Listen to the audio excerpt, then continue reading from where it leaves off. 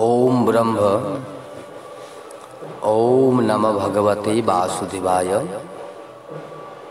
श्रीमद् भागवत पुराण आज আমরা আলোচনা করব দ্বিতীয় স্কন্ধের দ্বিতীয় অধ্যায় ভগবানের স্থূল ও সূক্ষ্ম রূপের ধারণা তথা ক্রম মুক্তি ও সদ্য মুক্তির বর্ণনা। শ্রী সুখদেব বললেন, প্রলয়াবসানে সৃষ্টির প্রারম্ভে স্থির বুদ্ধি কমলাসন ব্রহ্মা এই ধারণা বলে ভগবান শ্রী হরিকে প্রসন্ন করলেন এবং তাঁর কৃপায় অমোঘদর্শী হয়ে প্রলয়কালে যা নষ্ট হয়ে গেছিল সেই সৃষ্টি বিষয়ক স্মৃতি ফিরে পেলেন। ফলে জগৎ সৃষ্টি বিষয়ে নিশ্চয়াত্মিকা বুদ্ধি ও অব্যর্থ জ্ঞান সম্পন্ন হয়ে প্রলয়ের আগে এই জগৎ যেমন ছিল সেই রকম সৃষ্টি করলেন। বেদ সমূহের বর্ণন শৈলী এই রকম যে মানুষের বুদ্ধি স্বর্গ প্রভৃতি নিরর্থক নামের মোহে পড়ে সুখ প্রাপ্তির স্বপ্নে নিমগ্ন হয়ে সেই দিকেই চালিত হয়, কিন্তু সেই মায়াময় লোকসমূহে সে কোথাও প্রকৃত সুখ লাভ করতে পারে না। এই জন্য বুদ্ধিমান সাধক নানাবিধ নামযুক্ত ভোগবস্তুর ততটুকু ভোগ করবেন শুধুমাত্র দেহ ধারণের জন্য যতটুকু প্রয়োজন। জগতের অসারতা সম্বন্ধে স্থির নিশ্চিত থাকবেন এবং ক্ষণমাত্রের জন্যও অসাবধান হবেন না। দেহযাত্রা নির্বাহের জন্য বস্তু সামগ্রী কর্মফল বশত সতই প্রাপ্ত হলে বস্তু উপার্জনের পরিশ্রম ব্যর্থ মনে করে তার জন্য কোনো চেষ্টা করবেন না। এই সুবিস্তৃত ভূমিসজ্জায় সুখে নিদ্রা হলে সেই সুখ নিদ্রার জন্য দুগ্ধ ফেন নিবস সজ্জাযুক্ত পালঙ্কের কি প্রয়োজন? ভগবৎ কৃপায় শতসিদ্ধ বাউ থাকতে বালিশের কি প্রয়োজন? হস্তাঞ্জলি থাকতে বহুবিধ ভোজন পাত্রের আবশ্যকতা কি? বলকল পরিধান করে অথবা বস্ত্রহীন অবস্থায় দিগম্বর হয়ে থেকে জীবনযাত্রা নির্বাহ সম্ভব হলে বস্ত্রের আর কি প্রয়োজন? পথিমধ্যে কি জীর্ণ বস্ত্রখণ্ড পরে থাকে না? ক্ষুধার্তের জন্য পরের জন্য জীবন ধারণকারী বৃক্ষ সকল ফল প্রদান করে সকলকেই প্রতিপালন করে নাকি? তৃষ্ণার্তের জন্য নদী সরোবর প্রভৃতি জলাশয় কি শুকিয়ে গেছে? বাসস্থানের জন্য পর্বত গুহা কি রুদ্ধ হয়ে গেছে? আরে ভাই, ভক্ত বৎসল সর্বান্তর্যামী ভগবান শ্রীহরি কি শরণাগতকে রক্ষা করবেন না? এই পরিপ্রেক্ষিতে বিবেকী পুরুষ ধন মদে মত্ত ধনীদের ভজনা কেন করবে? এইভাবে বৈরাগ্যযুক্ত চিত্তে নিজ অন্তরে নিত্য বিরাজমান শতসিদ্ধ আত্মস্বরূপ পরম প্রিয়তম পরম সত্য অনন্ত ভগবানকে সপ্রেমে সানন্দে একনিষ্ঠভাবে ভজনা করবে। কারণ তার ভজনা দ্বারা জন্ম মৃত্যু চক্র থেকে মুক্তি হয়, অবিদ্যার নাশ হয়। পশুদের কথা তো আলাদা, কিন্তু মানুষদের মধ্যে এমন কি আছে যে এই সংসারে বৈতরণীতে নিমজ্জিত নিজ কর্মফলজনিত দুঃখ ভোগে বিভ্রান্ত মানুষদের লক্ষ্য করেও ভগবানের চিন্তায় পরাঙ্মুখ হয়ে অসৎ সংসার চিন্তায় বিষয় ভোগে কালাতিপাত করবে? কোন কোন সাধক নিজের শরীরের মধ্যে হৃদয় আকাশে চির বিরাজিত ভগবানকে প্রাদেশ অর্থাৎ এক বিঘত পরিমিত দেহরূপ ধারণা দ্বারা স্মরণ করে। তারা ভগবানকে শঙ্খ চক্র গদা পদ্মধারী রূপে চতুর্ভুজ মূর্তিতে ধ্যান করে। সেই পরম পুরুষের মুখ সদা সুপ্রসন্ন, বিশাল লোচন পদ্ম ফুলের পাপড়ির মতো সুন্দর। তিনি কদম্ব কুসুমের কেশরের মতো পীত বসন পরিহিত, মহারত্ন খচিত স্বর্ণাঙ্গদে তার বাহু চারটি পরিশোভিত, মস্তকে অপরূপ অত্যুজ্জ্বল মহারত্ন নির্মিত মুকুট ও কানে কুণ্ডল শোভিত। তার চরণ কমল যেন যোগেশ্বর গণের হৃৎপদ্মের মধ্যস্থলে সুরক্ষিত। তার বক্ষদেশে শ্রীবৎস চীর্ণ, গলদেশে কৌস্তব মণি দোদুল্যমান, গলায় এবং বুকের ওপর অম্লান ও পুষ্প গ্রথিত বনমালা সুশোভিত, কোটিতে মেখলা, অঙ্গুলিতে দুর্মূল্য অঙ্গুরীয়ক, চরণে নূপুর, মণিবন্ধে কঙ্কন ইত্যাদি আভূষণ বিভূষিত।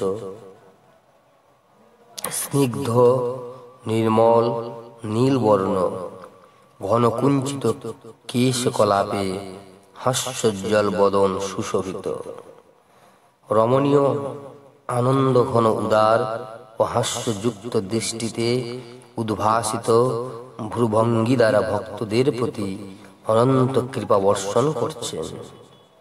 এরূপ ধারণা দ্বারা যতদিন পর্যন্ত মন স্থির না হয়, ততদিন পর্যন্ত পুনঃ পুনঃ এই ধ্যান মূর্তি চিত্তে ধারণার দ্বারা তাকে অনবরত দেখার চেষ্টা করা উচিত।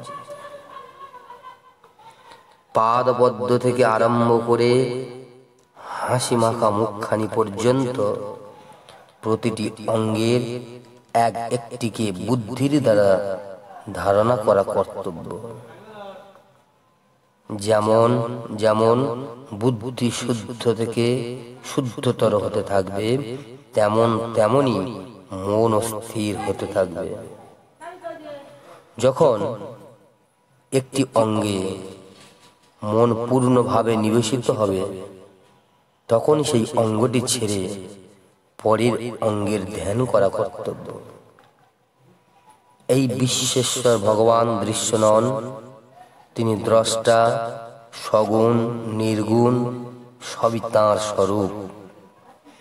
যতদিন পর্যন্ত তাঁর প্রতি অনন্য প্রেমপূর্ণ ভক্তি না জন্মায়, ততদিন পর্যন্ত সাধকের নিত্য নৈমিত্তিক কর্ম অনুষ্ঠানের শেষে যত্ন সহকারে একাগ্র চিত্তে বিরাট পুরুষের উপরই উল্লিখিত স্থূল রূপে ধারণা করা কর্তব্য। হে পরীক্ষিত, যোগী পুরুষ যখন এই মর্ত দেহ ত্যাগ করতে ইচ্ছা করবেন, তখন তিনি দেহত্যাগের কাল ও দেশের কথা ভাববেন না। তিনি অচঞ্চল চিত্তে সুখাসনে বসে প্রাণবায়ুকে জয় করে মনের দ্বারা ইন্দ্রিয় সমূহকে অন্তর্মুখী করবেন। তদনন্তর নিজের নির্মল বুদ্ধি দ্বারা মনকে নিয়মিত করে মনের সাথে বুদ্ধিকে ক্ষেত্রজ্ঞে এবং ক্ষেত্রজ্ঞকে অন্তরাত্মাতে লয় করে দেবেন। তারপর অন্তরাত্মাকে পরমাত্মাতে লয় করে যোগী পুরুষ সেই পরম শান্তিময় অবস্থায় স্থিত হবেন। এরপরে তার আর কোনো কর্তব্য অবশেষ থাকবে না। এই স্থিতিতে সত্ত্বগুণও থাকবে না। অতএব রজগুণ বা তমগুণের আর কি কথা। অহংকার, মহত্তত্ত্ব অথবা প্রকৃতিরও সেখানে অস্তিত্ব নেই। সেই স্থিতিতে যখন দেবতাদের নিয়ন্ত্রক কালেরও কোনো অধিকার থাকে না, তখন দেবতা বা তাদের অধীন প্রাণীদের অস্তিত্ব আর কি করে থাকতে পারে। ব্রহ্ম ব্যতীত কিছুই নেই, নেতি নেতি এই প্রকার পরমাত্মা ছাড়া আর সব কিছু ত্যাগের চিন্তা করে এবং শরীর ও তৎসম্পর্কিত পদার্থে আত্মবুদ্ধি ত্যাগ করে ক্ষণে ক্ষণে পরম পূজ্য শ্রী ভগবৎ পাদপদ্মকে গভীর প্রেমে হৃদয়ে আলিঙ্গন করে যে আনন্দ, সেই আনন্দই ভগবান বিষ্ণুর পরম পদ। সমস্ত শাস্ত্রই এই একই বিষয় প্রতিপাদন করে। শাস্ত্র জ্ঞান দৃষ্টির বলে যার বিষয় বাসনা বিদূরিত হয়েছে এবং মননশীল যোগী এই প্রকারের দেহ ত্যাগ করবেন। যথা প্রথমে পার্শ্নি অর্থাৎ পাদযুগল দ্বারা মূলাধার গুহ্যদ্বারকে নিরোধ করে স্থির হবেন এবং অক্লান্তভাবে প্রাণবায়ুকে ষটচক্র ভেদন রীতিতে অর্থাৎ নাভি, হৃদয়, বক্ষস্থল, তালু, ভ্রূমধ্য, ব্রহ্মরন্ধ্র ক্রমশ উন্নীত করবেন। মননশীল যোগী নাভিতে মণিপুর চক্রে আনিত প্রাণবায়ুকে হৃদয়ে অর্থাৎ অনাহত চক্রে স্থাপন করে সেখান থেকে উদান বায়ুর গতি অনুসারে সেই বায়ুকে বক্ষস্থলের ওপরে কণ্ঠের অধদেশে বিশুদ্ধ চক্রে এবং তারপর সেই বায়ুকে ধীরে ধীরে তালুমূলে উত্তোলন করে স্থাপন করবেন। তদনন্তর দুই চোখ, দুই কান, দুই নাসারন্ধ্র এবং মুখবিবর এই সাতটি ছিদ্র রুদ্ধ করে তালুমূলে স্থিত প্রাণবায়ুকে ভ্রূমধ্যে আজ্ঞা চক্রে নিয়ে যাবেন। যদি অন্য কোনো লোকে যাওয়ার ইচ্ছা না থাকে তো কিছুকাল প্রায় 12 মিনিট ওই প্রাণবায়ুকে সেইখানে স্থিত রেখে তাকে সহস্রারে নিয়ে গিয়ে পরমাত্মাতে স্থিত হয়ে যাবেন। তারপর ব্রহ্মরন্ধ্র ভেদ করে দেহ ইন্দ্রিয় ত্যাগ করবেন। হে মহারাজ, যদি কোনো যোগী ব্রহ্মপদ লাভ করতে ইচ্ছা করেন অথবা অনিমাদি অষ্ট সিদ্ধি লাভ করে আকাশচারী সিদ্ধগণের সাথে বিচরণ করবেন মনে করেন অথবা ব্রহ্মাণ্ডে যে কোনো জায়গায় বিচরণ করবেন ইচ্ছা করেন, তাহলে তিনি দেহত্যাগ সময়ে মন ও ইন্দ্রিয় লয় না করে তাদেরকে সঙ্গে নিয়েই প্রাণবায়ু নির্গমন করবেন। যোগীদের শরীর বায়ুর মতো সূক্ষ্ম, উপাসনা তপস্যা, যোগ ও জ্ঞান সিদ্ধ যোগীগণের ত্রিলোকের বাইরে ও ভেতরে সর্বত্র স্বচ্ছন্দভাবে বিচরণের শক্তি থাকে। কেবল কর্মের দ্বারা অর্থাৎ সকাম কর্ম সাধনে এই গতি কেউ লাভ করতে পারে না। হে পরীক্ষিত, যোগী মস্তকের সূক্ষ্ম ছিদ্রে ব্রহ্ম প্রাপ্তির পথ স্বরূপ জ্যোতির্ময় সুষুম্না নারীর দ্বারা যখন ব্রহ্মলোকের পথে প্রস্থান করেন, তখন প্রথমে তিনি আকাশ মার্গে অগ্নিলোকে গমন করেন। সেখানে তার অবশিষ্ট পাপ সমূহ ভস্মীভূত হয়ে যায়। তদনন্তর তিনি নিষ্পাপ হয়ে উপরে অধিষ্ঠিত ভগবান শ্রীহরির শিশুমার নামক জ্যোতির্ময় চক্রে গমন করেন।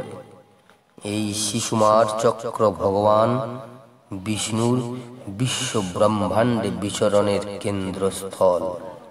সেই চক্র অতিক্রম করে অত্যন্ত সূক্ষ্ম ও শুদ্ধ দেহে তিনি একাকী মহলোকে গমন করেন।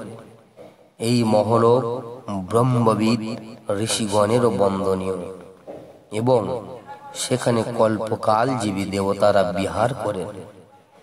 তারপর প্রলয়ের সময়ে অনন্ত দেবের মুখানলে জগৎ দগ্ধ হতে দেখে তারা ব্রহ্মার আয়ুষ্কাল দ্বিপরার্ধকাল স্থায়ী সিদ্ধ মহাপুরুষগণের বিমানাবলী বিরাজিত ব্রহ্মলোকে চলে যান। সেখানে শোক নেই, দুঃখ নেই, বার্ধক্য নেই, মৃত্যুও নেই। সুতরাং সেখানে কোনো রকম উৎকণ্ঠা বা ভয় কোনোভাবেই থাকতে পারে না। সেখানে যে দুঃখ তা কেবলমাত্র এই জন্য যে যোগাদি সাধনে বিমুখ এবং অজ্ঞানজনিত জন্ম মৃত্যুর চক্রে আবর্তিত জীবের দুঃখ দুর্গতি দেখে কৃপাবশত অন্তরের ব্যথা। সত্য লোকগত যোগীগণ নির্ভয়ে নিজ সূক্ষ্ম শরীরকে পৃথিবী তত্ত্বে মিলিয়ে দেন এবং ক্রমে সপ্ত আবরণ ভেদ করেন। ক্রমান্বয়ে পৃথিবী, জল ও অগ্নিমূর্তি ধারণ করে তারপর জ্যোতিরূপে এবং জ্যোতিরূপ থেকে বায়ুরূপে বায়ুভাব প্রাপ্ত হয়ে বায়ু ভেদকাল উপস্থিত হলে ব্রহ্মের অনন্ত স্বরূপ বোধদায়ী আকাশ মূর্তি প্রাপ্ত হন। এইসব স্থূল আবরণ বা মূর্তি অতিক্রম করার সময় তার ইন্দ্রিয় সকল নিজ নিজ সূক্ষ্ম অধিষ্ঠানে লয় প্রাপ্ত হয়। ঘ্রাণেন্দ্রিয় গন্ধ তন্মাত্রে, রসনা রস তন্মাত্রে, নেত্ররূপ তন্মাত্রে, ত্বক স্পর্শ তন্মাত্রে, শ্রোত্রেন্দ্রিয় শব্দ তন্মাত্রে এবং কর্মেন্দ্রিয়গণ আপন আপন ক্রিয়া শক্তিতে মিলিত হয়ে নিজ নিজ সূক্ষ্ম স্বরূপকে প্রাপ্ত হয়। এইভাবে যোগী পঞ্চভূতের স্থূল সূক্ষ্ম আবরণ ভেদ করে অহংকারে প্রবেশ করেন। সেখানে সূক্ষ্ম ভূতকে তামস অহংকারে, ইন্দ্রিয় রাজস অহংকারে এবং মন ও ইন্দ্রিয়ের অধিষ্ঠাত্রী দেবতাগণকে সাত্ত্বিক অহংকারে লয় করে দেন। তারপর অহংকারের সাথে লয়রূপ গতি দ্বারা মহত্তত্ত্বে প্রবেশ করে অবশেষে গুণত্রয়ের লয় স্থান প্রকৃতি রূপ আবরণে গিয়ে মিলিত হন। হে রাজন, মহাপ্রলয়ের সময় প্রকৃতি রূপ আবরণেরও লয় হয়ে যাওয়ার পর যোগী স্বয়ং আনন্দ স্বরূপ হয়ে নিবাবরণ রূপে আনন্দ স্বরূপ শান্ত পরমাত্মাকে প্রাপ্ত হন। যে যোগীর এই ভগবদ্ময়ী গতি লাভ হয়, তার আর সংসারে পুনরাগমন হয় না। হে রাজন, তুমি আমাকে যে প্রশ্ন করেছিলে, বেদ কীর্তিত দ্বিবিধ সনাতন মার্গ, সদ্য মুক্তি ও ক্রম মুক্তির কথা আমি তোমাকে বললাম। কল্পের আদিতে ব্রহ্মার আরাধনায় সন্তুষ্ট হয়ে ভগবান বাসুদেব ব্রহ্মাকে এই দুই পথের কথা বলেছিলেন। সংসার চক্রে পতিত জীবের পক্ষে যে সাধনার দ্বারা ভগবান বাসুদেবে অনন্য প্রেমময়ী ভক্তি লাভ হতে পারে, তার থেকে কল্যাণকারী পথ আর কিছুই নেই। একাগ্রচিত্তে 3 বার বেদের তত্ত্ব বিচার করে নিজের বিচার বুদ্ধি দ্বারা পর্যালোচনা করে যার দ্বারা সর্বাত্মা ভগবান শ্রীকৃষ্ণে অনন্য প্রেম হয়, ব্রহ্মা সেই মঙ্গলময় পথই সর্বশ্রেষ্ঠ ধর্ম বলে নিশ্চয় করেছেন।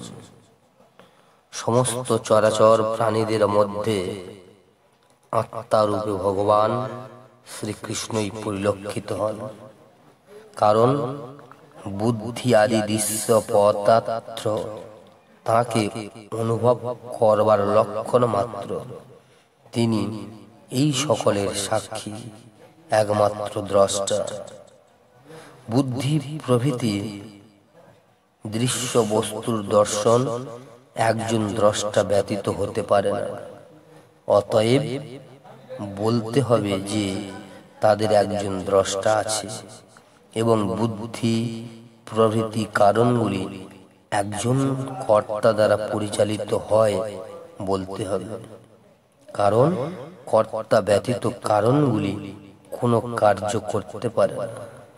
এই দুটি প্রমাণ দ্বারা জীবাত্মার অস্তিত্ব বুঝতে পারা যায় এবং তার অন্তর্যামী রূপে ভগবান শ্রীহরিকে সমস্ত প্রাণীতে অনুভব করা যায়। অতএব হে রাজন, মানুষ মাত্রেরই সর্বদা সকল অবস্থাতেই সর্বান্তকরণে শ্রী হরিকথা শ্রবণ, কীর্তন ও স্মরণ করা কর্তব্য। হে রাজন, সন্ত মহাত্মাগণ আত্মস্বরূপ ভগবানের মধুর চরিতামৃত প্রচারই করতে থাকেন।